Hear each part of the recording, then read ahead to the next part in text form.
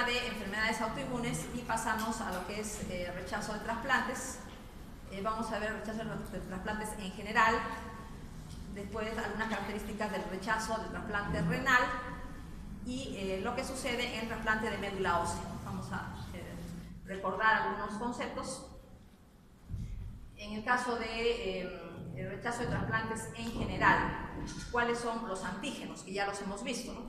Los antígenos del complejo mayor de histocompatibilidad de la clase 1 y de la clase 2 son el obstáculo para los trasplantes. Es el rechazo a este tipo de antígenos que son muy polimórficos. Y ya sabemos que nosotros lo coexpresamos. Por un lado tenemos un alelo que lo heredamos del padre y el otro alelo heredado de la madre, son codominantes, se expresan los dos a la vez y tenemos los diferentes tipos de alelos que ya los hemos estudiado. Tenemos una vía directa de rechazo de trasplantes dependiente de inmunidad celular.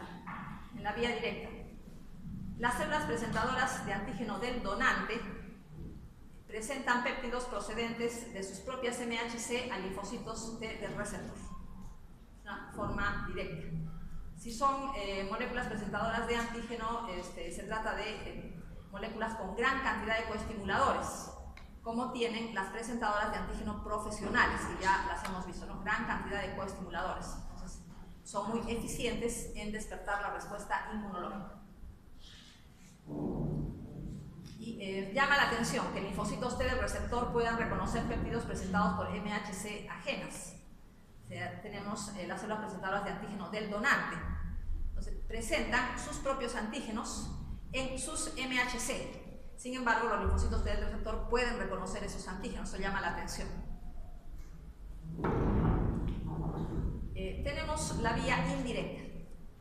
Las células presentadoras de antígeno del receptor presentan los péptidos derivados de las MHC del donante, ¿no?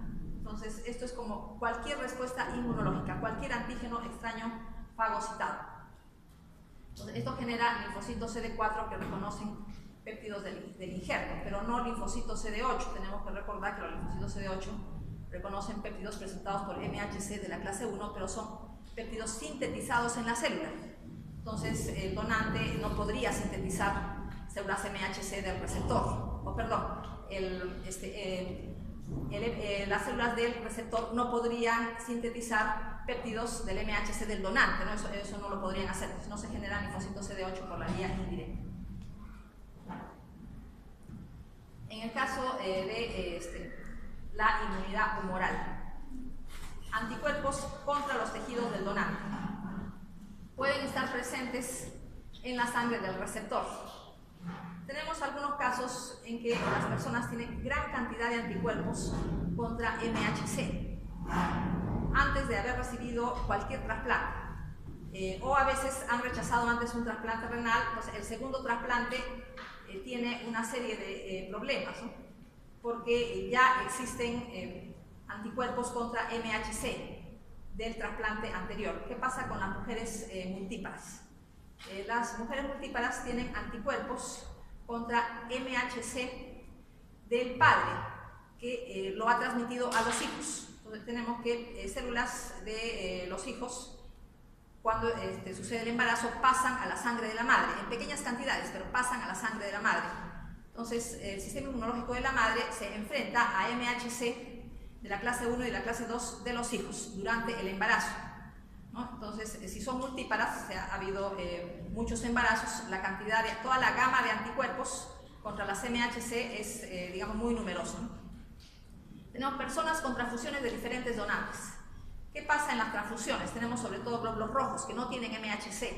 Entonces, personas con transfusión de diferentes donantes no deberían tener anticuerpos anti-MHC, pero es muy difícil conseguir un paquete globular puro.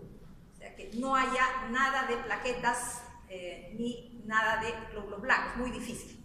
Tendría que ser un paquete globular que sea sumamente puro, y eso es muy difícil. Generalmente hay cantidades muy pequeñas de leucocitos y cantidades muy pequeñas de plaquetas que son transfundidas. inclusive en lo que se llama paquete globular. Entonces, si unas personas que han recibido varias transfusiones de diferentes donantes tienen toda una gama de anticuerpos MHC, tanto de la clase 1 como de la clase 2. Cuando necesitan un trasplante, entonces bien aparece este problema, ¿no? Ya tienen anticuerpos. En el caso de anticuerpos, ¿qué va a pasar con esos anticuerpos? Se van a unir al endotelio del tejido trasplantado y activan al complemento. Entonces, hay daño por esa razón, hay daño al tejido trasplantado. Y tenemos también la citotoxicidad celular dependiente de anticuerpos, ¿no? Para dañar el tejido trasplantado, en el caso de la inmunidad humoral. Bueno, acá tenemos la vía directa para demostrar que son células presentadoras de antígeno del tejido donado. En el caso del trasplante renal, células presentadoras de antígeno que vienen con el riñón trasplantado. Y la vía indirecta son las mismas presentadoras de antígeno del receptor. Hemos dicho que en la vía indirecta no se generan linfocitos CD8, sino se generan, que ataquen el trasplante, sino se generan linfocitos CD4, pero también hay inmunidad humoral. En el caso de la inmunidad humoral, sabemos que CD4 estimulan a linfocitos B para el montaje de la respuesta inmunológica completa, para la producción de anticuerpos. Entonces, en el caso de la vía directa se generan linfocitos CD8 y CD4. CD8 citotóxicos se pueden fijar al endotelio. Ya sabemos que pueden inducir apoptosis por vía perforina granzima, en el caso de los CD8, a endotelio de los vasos del tejido trasplantado. Pueden atacar, en el caso de riñón, a los túbulos renales. Hay una citotoxicidad directa y los CD4 mediante la producción de citoquinas que estimulan procesos inflamatorios. Por ejemplo, interferón gamma estimula o activa macrófagos para que ataquen a los tejidos trasplantados. Aquí tenemos un esquema para ilustrar que en el caso del reconocimiento directo son las células presentadoras de antígeno del donante. Por ejemplo, injerto de piel. ¿Cuáles serían las que median el reconocimiento directo? Células de Langerhans de la piel injertada, de la piel trasplantada. Son las células de Langerhans de la piel trasplantada, o sea, del donante, que son las que estimulan el reconocimiento. Estas células que están en la epidermis pasan a la dermis, trasplante, y por vía linfática llegan a los ganglios linfáticos para estimular a linfocitos CD4 y CD8, ¿no? Vienen las células efectoras al injerto para el rechazo, nuestra forma directa. La forma indirecta ya la hemos visto también.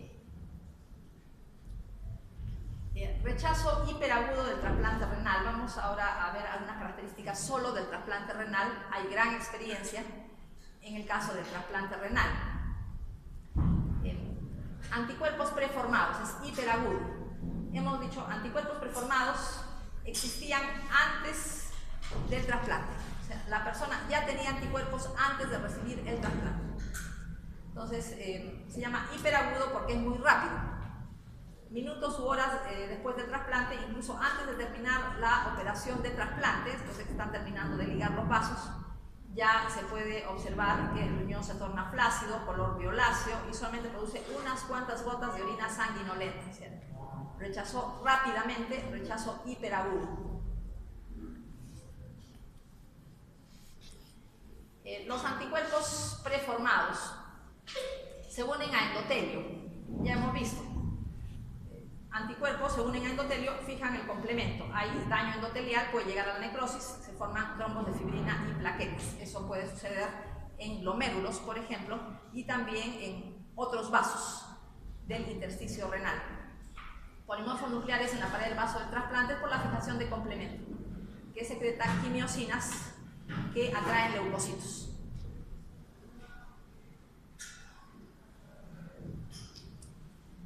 Tenemos entonces el daño vascular por anticuerpos. Ya hemos hablado de la fijación de complemento, hemos mencionado la unión de los anticuerpos con el endotelio, necrosis fibrinoide de la pared de vasos del trasplante, eso a nivel de glomérulo, a nivel de los otros vasos, y necrosis del tejido.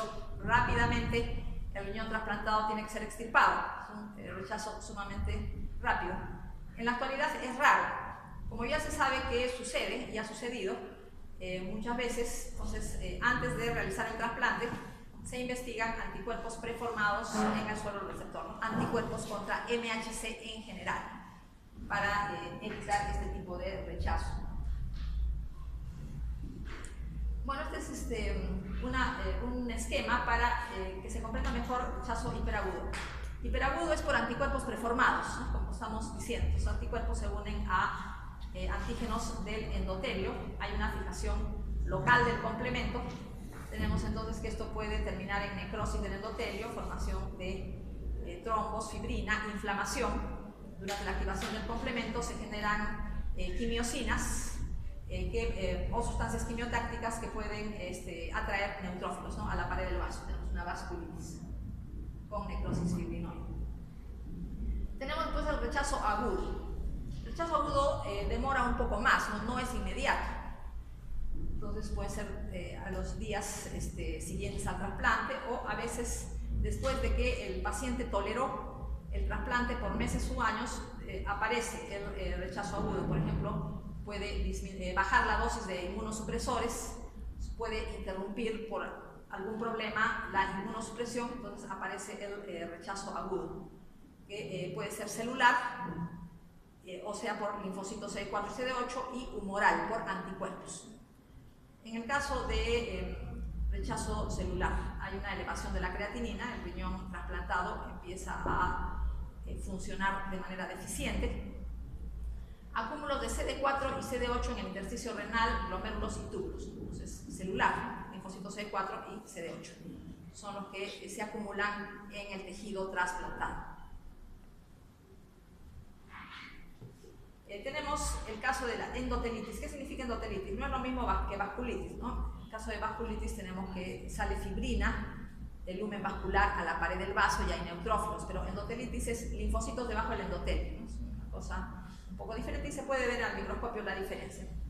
Tenemos que el rechazo agudo se puede confundir con la toxicidad por ciclosporina, que se utiliza para prevenir el rechazo, y la ciclosporina previene el rechazo, pero también es tóxico renal y puede causar infiltrados linfoides que semejan el rechazo agudo, pero no es rechazo, sino es daño por el inmunosupresor. ¿Qué se ve en la biopsia del riñón trasplantado? Se ve linfocitos en el tejido trasplantado. Por ejemplo, en esta fotografía, entre los túbulos, ¿no? Una coloración de Paz para resaltar membranas celulares, y entre los túbulos se ven las células tipo linfocito, o a veces también en los mismos túbulos, infiltrados linfoides.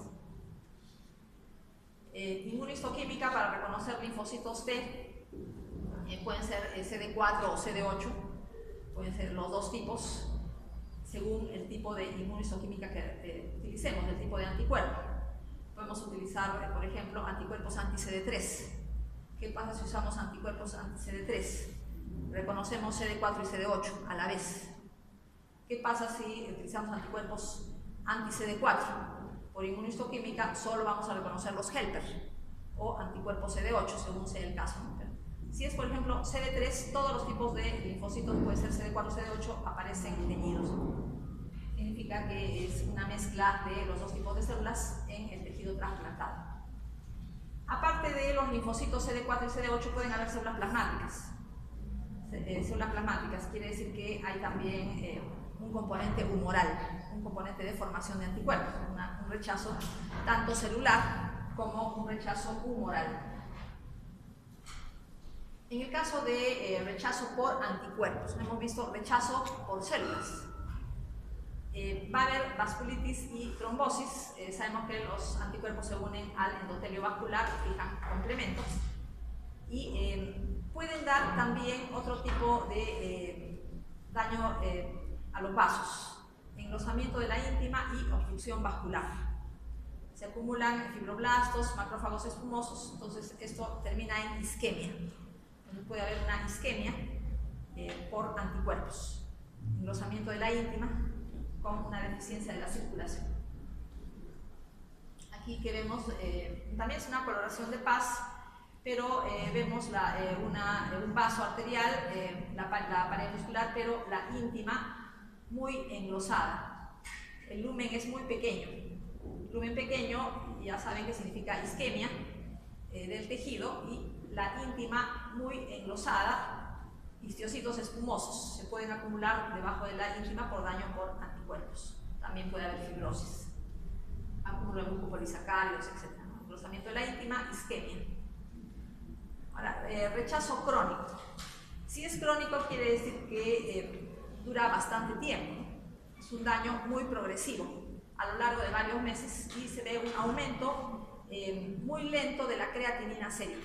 Quiere decir que ya el trasplante empieza a funcionar mal, pero la repercusión fisiológica progresa muy lento. Cambios vasculares. Fibrosis densa y obliterativa de la íntima, engrosamiento de la íntima con isquemia. Fibrosis intersticial, atrofia tubular, pérdida de glomérulos. Disminuye de manera progresiva el número de glomérulos funcionales en el trasplante. Los glomérulos se esclerosan, se fibrosan. Entonces, evidentemente, conforme pasa el tiempo, la creatinina sérica va a ir aumentando. Cada vez menos glomérulos que realicen la filtración. Tenemos un engrosamiento de membranas basales en los glomérulos, pero eso es al inicio. Después el glomérulo termina fibrótico. Infiltrados linfoides multifocales con, aparte de CD4, CD8, células plasmáticas y eosinófilos. Si se hace una biopsia de un riñón trasplantado que experimenta rechazo crónico, vamos a ver muy pocos glomérulos. Túbulos atróficos. Túbulos atróficos significa, bueno, acá no se ve muy bien, túbulos dilatados y con cilindros proteináceos, con un material eosinófilo dentro, ¿no? Cilindros proteináceos, es lo que se ve. Acá, por ejemplo, tenemos un túbulo con cilindros eosinófilos en su interior. Eso significa atrofia tubular. Tenemos también fibrosis, disminución de los glomérulos, que ya he hecho bastante hincapié. Tenemos daño vascular, los lúmenes de los vasos arteriales cada vez más pequeños, engrosamiento de la íntima, también engrosamiento de la capa media. Otra biopsia renal, glomérulos fibróticos. Disminuye progresivamente el número de glomérulos funcionales. La creatinina va aumentando progresivamente. Fibrosis del tejido trasplantado, atrofia tubular, los túbulos dilatados, aplanados, pueden tener cilindros eosinófilos, material eosinófilo dentro de los túbulos. Acá tenemos arteriosclerosis de la arteria del trasplante, capa muscular del vaso, el lumen muy estrecho. Todo esto es la íntima, un engrosamiento de la íntima. El lumen estrecho, ya sabemos, lumen estrecho significa isquemia. Isquemia del tejido trasplantado, engrosamiento de la íntima. Tenemos por histiocytos espumosos, por proliferación de células del músculo liso. De la capa muscular del vaso migran hacia la íntima células del músculo liso. También tenemos fibroblastos que proliferan. Hay fibrosis, se engruesan la íntima. Acá vemos lo mismo, la capa del vaso. Tenemos la capa muscular, el lumen muy estrecho. Todo esto es la íntima, íntima muy engrosada, lo cual comprime el lumen, da isquemia. Lo que tenemos acá es una proliferación de fibroblastos, proliferación de fibras del músculo liso que han migrado de la capa muscular hacia la íntima, también inflamación. En el resto tenemos fibrosis, hay algunos glomérulos todavía, túbulos atróficos. Túbulos dilatados, con células aplanadas y con cilindros eosinófilos. Aumento de la supervivencia del trasplante, ¿no? Los tratamientos para que se evite el rechazo dentro de lo posible. Primero tenemos las medidas antes del trasplante. Tipificación de MHC1 y 2 en el receptor y posibles donantes. Nosotros tenemos MHC de la clase 1, ¿no? A, B y C, pero los más importantes, los alelos A, B y C, los más importantes son A y B. En el caso de los alelos de la clase 2, de P, de Q y de R, el DR es el más importante. lo que se tiene que tratar de que coincidan entre el receptor y los posibles donantes, ¿no? Esta tipificación es importante fundamentalmente en el caso de riñón y en médula ósea todavía más importante. Vamos a ver que en médula ósea esta tipificación es mucho más importante. En segundo lugar, riñón. Y en los demás, trasplante hepático, trasplante cardíaco, por ejemplo, menos importante, por la dificultad de encontrar los donantes adecuados. Ciclosporina es un medicamento para evitar el rechazo de trasplantes. Inhibe la calcineurina, que es una enzima fosfatasa, que se encuentra en el citoplasma de las células inmunológicas y, por ejemplo, linfocitos, y bloquea la transcripción de interleuquina 2 y otras linfoquinas. Bloquea la síntesis de citoquinas por parte del linfocito en general. Vamos a ver un esquema. Tenemos el tacrolimus, que es un mecanismo de acción similar a ciclosporina, ¿no es parecido a ciclosporina? Vamos a ver un esquema para ilustrar esto. Entonces, tanto ciclosporina A como tacrolimus tienen que penetrar al citoplasma, penetran libremente al citoplasma de linfocitos. Una vez en el citoplasma tienen que unirse a otras proteínas. Por ejemplo, ciclosporina A se une a ciclofilina para poder actuar. Y el tacrolimus se une a otra molécula, FKBS, para poder actuar. Y cualquiera de los dos tiene el mismo efecto. Hemos dicho mecanismos de acción similares. Inhiben a la calcineurina, que es una fosfatasa. ¿Qué hace la fosfatasa? Aquí tenemos un factor de transcripción que se llama factor nuclear de linfocitos T activados. Está fosforilado. Cuando está fosforilado se queda en el citosol. Es como si estuviera inactivo, se queda en el citosol. Pero la calcineurina es una fosfatasa, entonces elimina este fosfato y queda este factor nuclear de linfocitos T activado listo para pasar al núcleo. Eso lo hacen los dos, tanto tacrolimus como ciclosporina A. Queda este factor de transcripción listo o activo para pasar al núcleo y estimular la transcripción de linfoquinas, dentro de linfoquinas en general. Ahí está, por ejemplo, interleuquina 2, cuya importancia en la proliferación de linfocitos ya la hemos visto antes.